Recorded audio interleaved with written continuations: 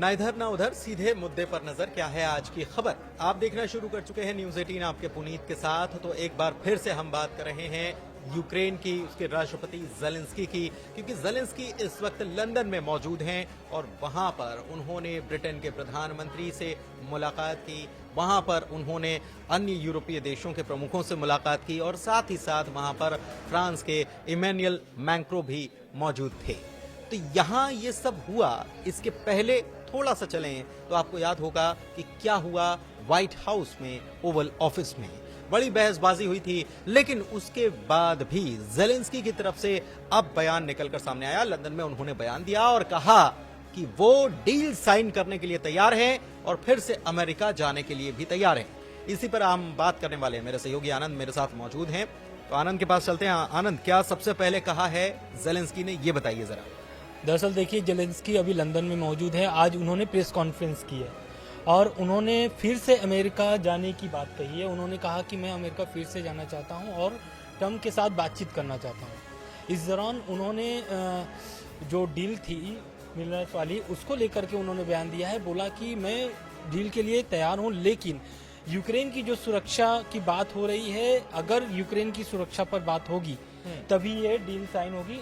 अन्यथा, मतलब इस तरीके से उनका बयान है कि अगर वो साइन चाहते हैं, डील चाहते हैं ट्रम्प, तो सुरक्षा की भी गारंटी ट्रम्प को ही देना पड़ेगा यूक्रेन के लिए। लेकिन एक चीज थोड़ी सी समझ में नहीं आती आनंद, और इसको हम कैसे समझें कि ये बात तो पहले भी अमेरिका ये कह चुका है, ट्रम्प कह चुके हैं कि सुरक्षा की कोई गारंटी की बात नहीं होगी, आप डील साइन करिए, ये बात कह चुके हैं। और ये तब भी कह चुके हैं जब ज़ेलेंस्की जा रहे थे यूक्रेन, माफ कीजिएगा, अमेरिका जा रहे थे, तब ये बात तय थी कि कोई सुरक्षा की गारंटी नहीं थी। ट्रम्प की तरफ से ये कह दिया गया था। लेकिन दूसरी तरफ ज़ेलेंस्की तब भी जाते हैं और वहां पर वो डील साइन होते होते रह जाती है, वो वहां पर बातचीत जो है वो बहस में तब्दील हो जाती है।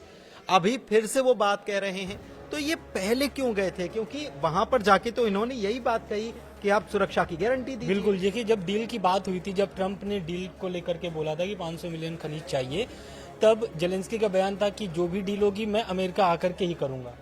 वो चाहते तो यूक्रेन से भी हो सकता था वो डील, वो साइन करके भेज सकते थे डायरेक्ट, लेकिन वो यूक्रेन अमेरिका इसलिए आए क्योंकि देखिए वो टेलीविजन के आदमी हैं ज़ेलेंस्की, ठीक है। उनको पता है कि कैसे लोगों के सामने अपनी बात रखनी है, और ये बहस कहीं ना कहीं ट्रम्प को भी पता था और ज़ेलेंस्की को भी पता था कि कुछ तो गड़बड़ होने वाली है। क्योंकि अगर ट्रम्प भी जान रहे थे कि ज़ेलेंस्की अगर आ रहे हैं तो डील तो वहां से भी कर सकते थे, वो डील साइन वहां से भी कर सकते थे, लेकिन वो अमेरिका ही आकर के क्यों करना चाहते हैं और विश्व मीडिया के सामने ही क्यों करना चाहते हैं? वहां पे पूरी देश की मीडिया मौजूद थी। तो क्या हम ये माने कि ये हमने देखा है कि ज़ेलेंस्की को लगातार बैकअप या बैक सपोर्ट जो है वो लगातार मिल रहा है। वो किसकी तरफ से मिल रहा है? ब्रिटेन के प्रधानमंत्री ने लगातार उनको पीछे से हाथ रख रखा है, थामे रखा है कि नहीं, आपको टेंशन लेने की जरूरत नहीं है। मैक्रो भी कह चुके हैं कि आपको टेंशन लेने की जरूरत नहीं है। पोलैंड भी उनके साथ, कनाडा भी उनके साथ, सब ये साथ में खड़े हुए थे। तो क्या ये माना जाए कि पहले से ये मीटिंग जो हुई थी, इसके पहले इन सभी नेताओं से भी ज़ेलेंस्की मिले थे? देखिए, क्या कुछ पट्टी पढ़ाई थी? इस मीटिंग के पहले जब वो अमेरिका दौरे पे आए थे, उसके पहले ज़ेलेंस्की की कोई भी ऐसी बातचीत तो लगातार वो कर ही रहे थे यूरोपीय देशों से। लेकिन जब ये अमेरिका दौरा किए, अमेरिका दौरा में जब उनकी तीखी बहस हुई, उसके बाद वो वहाँ 1 घंटे के बाद निकलते हैं, बहस के 1 घंटे बाद, और वो सीधे चले जाते हैं लंदन। और वहाँ पर ब्रिटेन के जो पीएम होते हैं वो बुलाते हैं बैठक यूरोपीय देशों का, जिसमें इटली, रूस से संबंधित सभी देश शामिल रहते हैं। और उस बैठक में ब्रिटेन के पीएम ने ये ऐलान करते हैं कि भाई 14,000 करोड़ डॉलर की मैं यूक्रेन को सपोर्ट दूंगा हथियार के लिए। तो ये कहीं ना कहीं ब्रिटेन जो है अमेरिका से एक तरीके से दरार लेना चाहता है। लेकिन इस पर भी बयान आया है उनका, केयर स्टीमर का। उन्होंने कहा कि मैं अमेरिका से जो मेरी संबंध है वो संबंध बना रहेगा। ये मेरा यूक्रेन से मैं जो भी डील दे रहा हूँ या फिर जो भी मदद दे रहा हूँ यूक्रेन को, ये यूएन नाटो की तरफ से दिया जा रहा है। यानी कि जो नाटो की बैठक हुई थी, ये जो लंदन में, इस बैठक के बाद उन्होंने ऐलान किया है, जिसके बाद ज़ेलेंस्की का भी बयान आता है। ज़ेलेंस्की बोलते हैं कि मेरा जो अमेरिका से संबंध है वो बना रहेगा और मैं इस डील के लिए भी तैयार हूँ।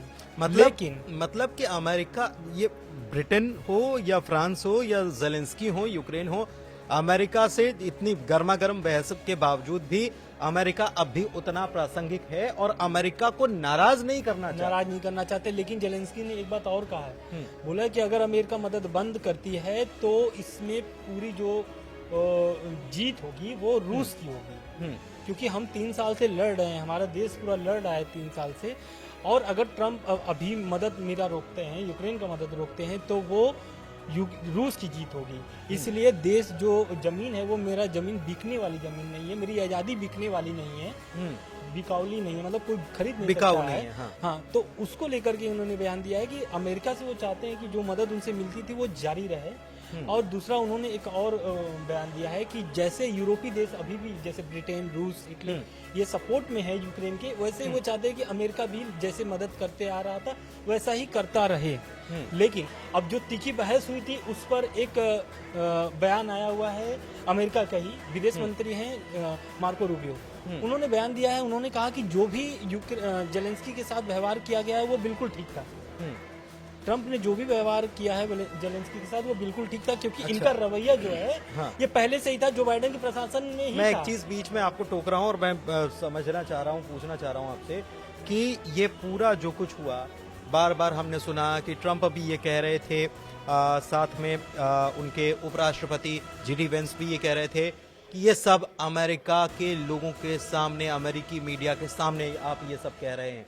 बार बार उनका फोकस था, बाइडेन को लेकर उनका फोकस रहा कि आपने जाकर बाइडेन के लिए प्रचार किया और कमला हैरिस के लिए आपने प्रचार किया। बिल्कुल। लेकिन ये अमेरिकन्स जो हैं, अमेरिकन्स इस पूरा वाकया जो उनके सामने आया है, क्योंकि सबकी नजर थी टीवी पे, अमेरिकन्स इसको लेकर क्या सोचते हैं, क्या देखते हैं, क्या उनका रिएक्शन है? क्या अमेरिका फर्स्ट की नीति की बात करते हुए ट्रंप ने जो कुछ किया है या वहां पर जो कुछ भी हुआ है, क्या अमेरिकन्स को ये लगता है कि जेलेंस्की जो हैं वो ये कह लीजिए कि धन्यवाद नहीं दे रहे हैं अमेरिका को, थैंक यू नहीं बोल रहे हैं, थैंक यू नहीं बोल रहे हैं, धन्यवाद नहीं करते हैं उनका? दरअसल देखिए, ट्रंप ना उसको बोलते हैं कि हमारी भाषा में अगर बोले तो खिलसाए हुए हैं।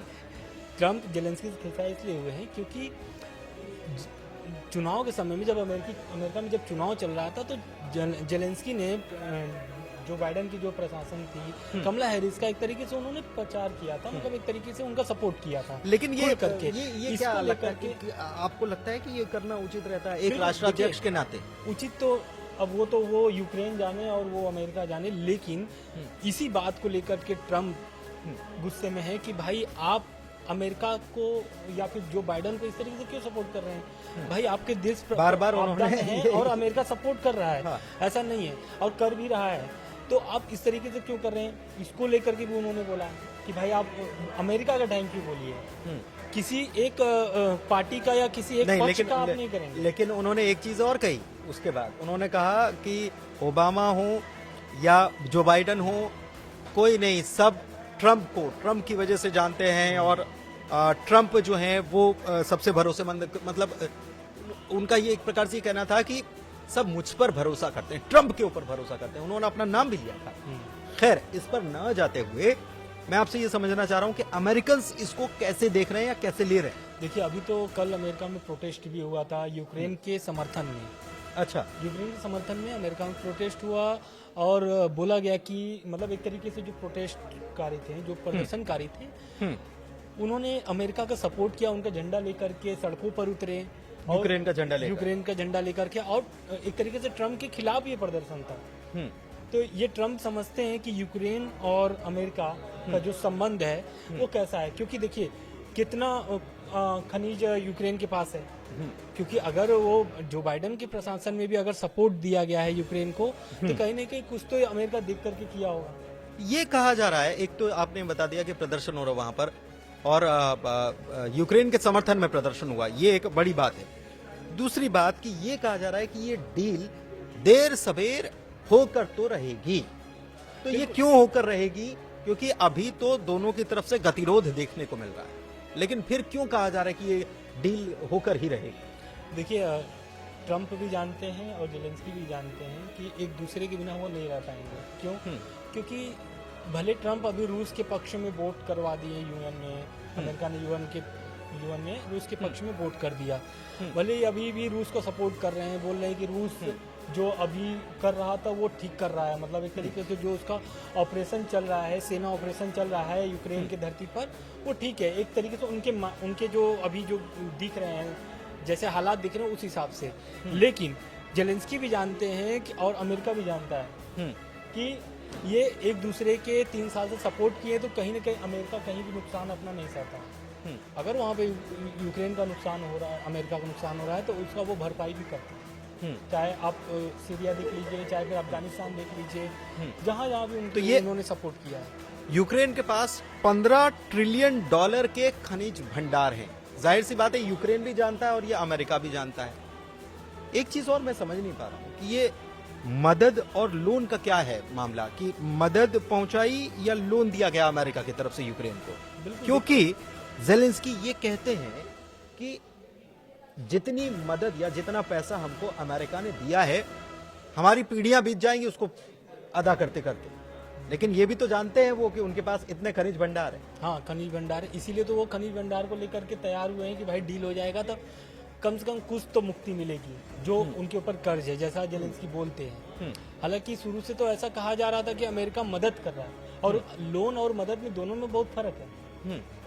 मदद करना यानी कि एक तरीके से, और लोन देने में दोनों में बहुत फर्क है। अगर लोन देने का मतलब यानी उसको भरना पड़ेगा जेलेंस्की को, हाँ, यूक्रेन को, हाँ, लेकिन अगर मदद हो रहा है तो वो मदद है, मदद ही है। फिर उसको आप क्या किस तरीके से लेते हैं, हाँ। वो अभी अमेरिका दिखा रहा है अपना। कील इंस्टीट्यूट के मुताबिक अमेरिका ने जनवरी 2022 से दिसंबर 2024 तक, ये लंबा वक्त है, इसमें कुल $119.7 बिलियन की सहायता यूक्रेन को दी है, मदद यूक्रेन को दी है। एक तो ये, फिर इसमें $500 बिलियन की बात आ जाती है अचानक से कि 500 बिलियन, ये बढ़ा चढ़ाकर पेश किया गया। एक बात तो ये है।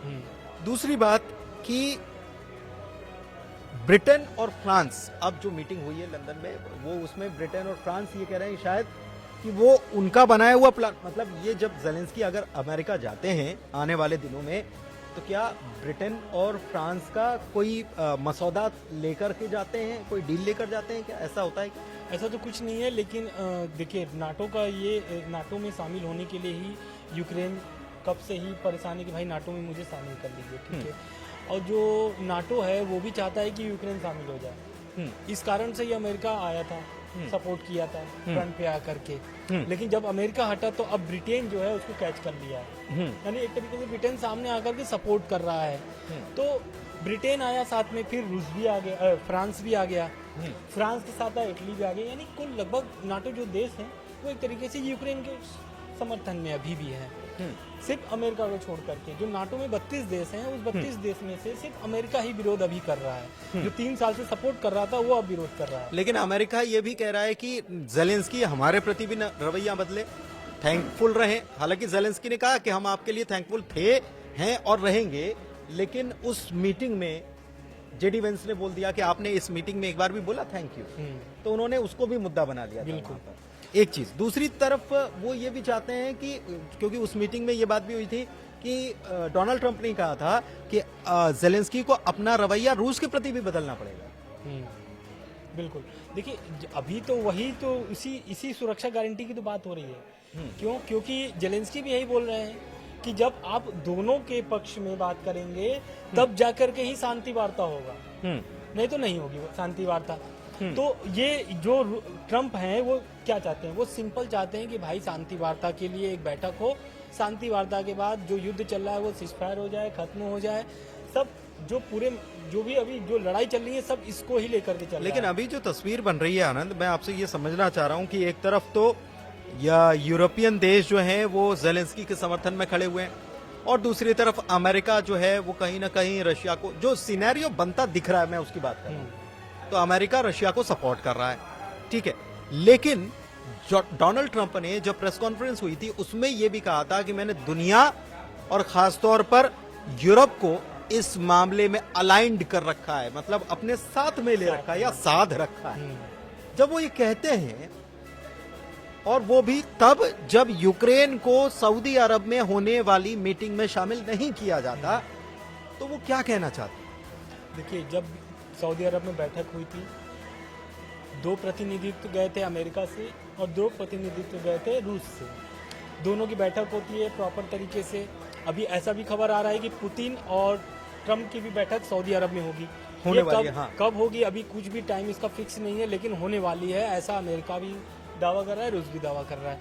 लेकिन ये जो बैठक हुई थी, इसी बैठक को लेकर के जब बात हुई थी कि भाई यूक्रेन कभी भी रूस में शामिल हो सकता है, ट्रम्प ने पहला बयान दिया था यूक्रेन और रूस यूक्रेन युद्ध पर। तो उसके बाद दूसरा बोलते हैं कि ये सऊदी अरब में बैठक होगी। बैठक में क्या हुआ कि जब यूक्रेन इस बयान के बाद तुरंत वो परेशान होने लगा, बोला कि भाई मुझे भी बैठक में शामिल करो।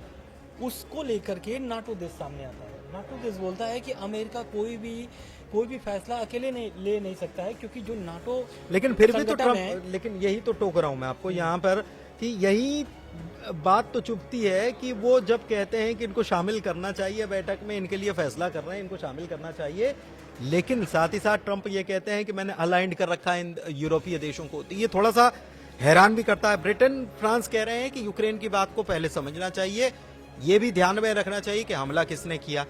ये आपको बता दें कि यूक्रेन इतना अहम यूरोप के लिए भी क्यों हो जाता है, क्योंकि यूक्रेन मान लीजिए कि यूरोप का सबसे मालामाल देश भी है, बिल्कुल मालामाल खनिज के लिहाज से। और ये डील क्यों होकर रहेगी ऐसा लग रहा है, क्योंकि यूक्रेन को भी ये पता है और ट्रंप को भी ये पता है।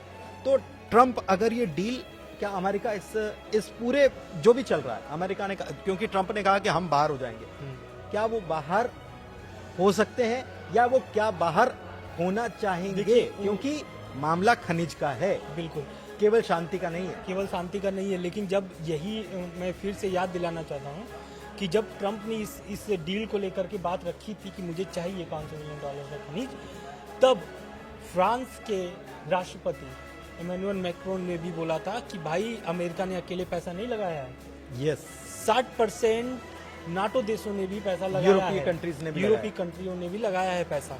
तो तुरंत वो प्रेस कॉन्फ्रेंस की बात है, हाँ टोका था, तुरंत हाथ पकड़ के ऐसे बोलते हैं कि भाई ट्रम्प को रोकते हैं और बोलते हैं कि नहीं, जो नाटो यूरोपीय देश है वो 60% पैसा खर्चा किए हैं। तुरंत ट्रम्प वहां पर एकदम मतलब कि एकदम सदमे में हो जाते कि यार, मतलब एक तरीके से चौंक जाते हैं कि ये क्या। तो ये पिछली बार हमने जो बातचीत की थी, आपको याद होगा, पिछली बार हमने बातचीत की थी और इसमें हमने ये भी रखी थी कि कहीं ना कहीं डील में हिस्सेदारी मांगने का हिसाब हो सकता है। वही तो सिनेरियो बन रहा है। क्यों ब्रिटेन क्यों अब फ्रंट में आकर के खेल रहा है, क्यों फ्रांस अब सामने आ गया। पहले तो खाली अमेरिका था, 3 साल तक सब अमेरिका को ही देख रहे थे फ्रंट में, लेकिन अब फ्रांस और ब्रिटेन क्यों आ गए। जब से ये डील की मांग हुई है अमेरिका की तरफ से, तब से ये दोनों सामने आ गए। और स्पष्ट रूप से फ्रांस ने बोल भी दिया है सामने आकर के भाई 60% यूरोपीय देश ने खर्चा किया, यानी जो आप $500 मिलियन कर ले रहे हैं उसमें से 60% घटा दीजिए, मतलब तो यही निकलता है। ऐसा क्या होता है वो तो आने वाला समय बताएगा। लेकिन जो इसीलिए मैं आपसे पूछ रहा हूं कि ब्रिटेन और फ्रांस यूक्रेन के साथ मीटिंग करते हैं, तो क्या वो डील कोई बनाकर देते हैं कि जेलेंस्की को कि जाइए और वहां पर ट्रंप के सामने एक बार फिर से बैठिए और वहां फिर बातचीत करिए इस डील के साथ। बिल्कुल, क्या ऐसा हो सकता है? ऐसा हो सकता है, लेकिन अभी तक ऐसा कोई भी खबर नहीं आया है कि जेलेंस्की को ऐसा कुछ डील के लिए फ्रांस और ब्रिटेन या फिर इटली या फिर नहीं, लेकिन ब्रिटेन कह तो रहा है ना कि हम मिलकर कोई प्लान बनाते हैं, फिर अमेरिका को भी साथ में लेंगे। लेकिन अभी कोई ऐसा कहा नहीं जा सकता है, क्योंकि ब्रिटेन अभी तो खाली सहयोग करने की मूड में, सहयोग और लोन। अभी उसने दिया है 24,000 करोड़ रुपए का लोन भी दिया है। 15,000 करोड़ रुपए का जो दिया है उसमें खाली हथियार के लिए दिया है, वो मदद के लिए दिया है ब्रिटेन ने। और जो 24,000 करोड़ का है वो दिया है लोन। तो दोनों में जैसे कि बात हो रही थी हम लोग की मदद और लोन की, तो ब्रिटेन ने उसको साफ कर दिया है कि 15,000 जो करोड़ आपको दे रहे हैं वो हथियार के लिए मदद के रूप में। ये साफ करने का मतलब एक मैसेज दे रहे, ये इसके जरिए मैसेज भी है। और उस पर बयान भी आता है ब्रिटेन का कि ये जो हथियार का मैं दे रहा हूँ मदद, इससे ब्रिटेन में नौकरियां बढ़ेंगी, क्योंकि हथियारों का उत्पादन बढ़ेगा। हाँ, हथियारों का उत्पादन बढ़ेगा। तो एक तरीके से ब्रिटेन भी अपने को मालामाल करने के चक्कर में पड़ा है अमेरिका के साथ साथ, भले ही अभी दोनों लड़ रहे हों। देखिए, अमेरिका कह रहा है कि हम बस शांति लाने के पक्षधर हैं। ट्रंप ने कहा कि जेलेंस्की तीसरे विश्व युद्ध का गैम्बल कर रहे हैं, मतलब एक प्रकार से वो जुआ खेल रहे हैं और आग से खेल रहे हैं। लेकिन दूसरी तरफ उनका जोर शांति के नाम पर डील साइन करने को है। अब शांति के लिए डील की क्या जरूरत है? तो शांति के लिए डील की इसलिए जरूरत है क्योंकि ज़ेलेंस्की भी ये जानते हैं कि खनिज संपदा जो यूक्रेन की है अमेरिका की सप्लाई चेन को बहुत अच्छे से मजबूती दे सकती है। अभी ग्लोबल लीडर जो है वो चाइना बना हुआ है और अमेरिका भी उसी पर कहीं ना कहीं निर्भर है खनिज संपदा के मामले में। अगर अमेरिका के पास ये आता है तो जाहिर तौर पर अमेरिका की ताकत बढ़ेगी और जो कॉम्पिटिटर है अमेरिका के लिए, चीन सबसे बड़ा कॉम्पिटिटर है, तो उसका कंपटीशन वहां पर कम भी हो जाएगा और अपर हैंड अमेरिका का हो जाएगा। ये ज़ेलेंस्की भी जानते हैं और ट्रंप भी जानते हैं, तो इसलिए कह रहे हैं कि ये आगे पीछे डील तो होना है। अभी इससे सामान्य भाषा में हम ये कह सकते हैं कि अभी तोड़ बट्टा चल रहा है कि कैसे कौन टूट जाए, कितना कौन टूट जाए। और इसमें जिन्होंने और ने पैसा लगाया है शायद वो भी चाह रहे हैं कि हमने भी तो पैसा लगाया है, तो ऐसा कुछ हो कि हम बात यूक्रेन के पक्ष की करें और साथ में हमारा पैसा भी निकल कर आए। बहुत सारी चीजें हैं इसके पीछे। आने वाले दिनों में क्या होता है ये तो वक्त बताएगा, लेकिन फिलहाल ज़ेलेंस्की राजी है फिर से ट्रंप से मुलाकात करने के लिए, डील करने के लिए, लेकिन इस शर्त के साथ कि उनको सुरक्षा मिलती है कि नहीं। वो चाहते हैं कि उनको सुरक्षा मिले, डील साइन हो जाएगी। आज की चर्चा में इतना ही। धन्यवाद। धन्यवाद।